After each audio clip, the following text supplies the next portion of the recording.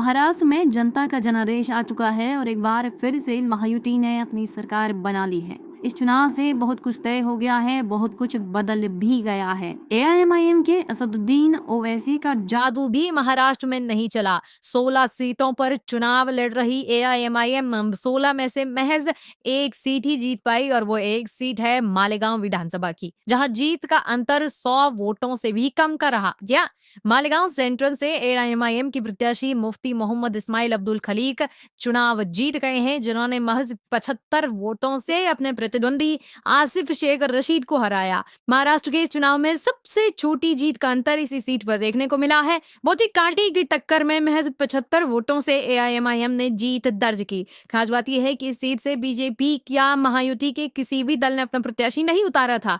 यहाँ दूसरे नंबर पर Indian secular largest assembly of Maharashtra party रही है। तीसरे स्थान पर समाजवादी पार्टी की मिहाल अहमद रही। खास बात यह है कि एआईएमआईएम अच्छी टक्कर देने के बावजूद कई सीटों पर हार गई। 16 में से महज एक सीट जीतने वाली एआईएमआईएम के कई बड़े नेता अपनी सीट नहीं बचा पाए। 24 अंश की मतगणना के दौरान 12 राउंड तक लगभग 41,000 वोटों की बढ़त बनाए हुए इम्तियाज जलील 13 राउंड के बाद लगातार पिछड़ने लगे। इसके बाद वे ऐसा हारे कि भारतीय जनता पार्टी के अतुल मोरेश्वर सावे ने उन्हें 2161 वोटों के अंतर से हरा दिया। ये बेहद दिलचस्प है कि आधी लड़ाई तक एक मजबूत स्थिति में रहे इम्तियाज जलील अंतिम राउंड तक दूसरे नंबर पर पिछड़ गए और बड़ी आसानी से बीजेपी उम्मीदवार अतुल मोरेश्वर सावे ने उन्हें हरा दिया। तीसरे नंबर पर यहाँ कांग्रेस रही।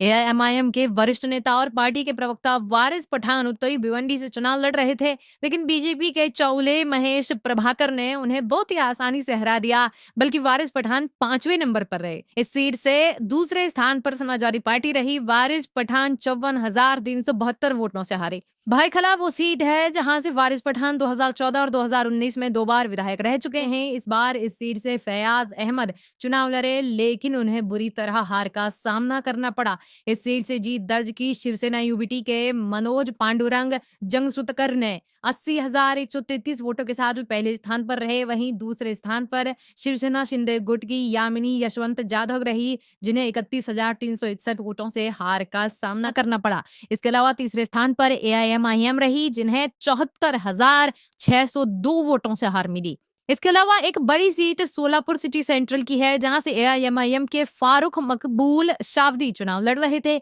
इस सीट पर एआईएमआईएम दूसरे स्थान पर रही। पहले नंबर पर भारतीय जनता पार्टी के देवेंद्र राजेश कोठे को बड़े अंतर से जीत मिली। पहले स्थान पर रहते हुए कोठे को 11,278 वोट मिले। वहीं दूसरे स्थान पर रहे शावदी को 61,428 वोट मिले और इस तरह बीजेपी ने एआईएमआईएम को 48,850 वोटों के विशालकाय अंतर से मात दे दी है। वहीं सीट पर तीसरे स्थान से कांग्रेस रही। तो ये थी कुछ बड़ी सीटें जिन पर खास तौर पर एआईएमआईएम के समर्थकों की नजर थी, लेकिन उन्हें निराशा ही हाथ लगी है।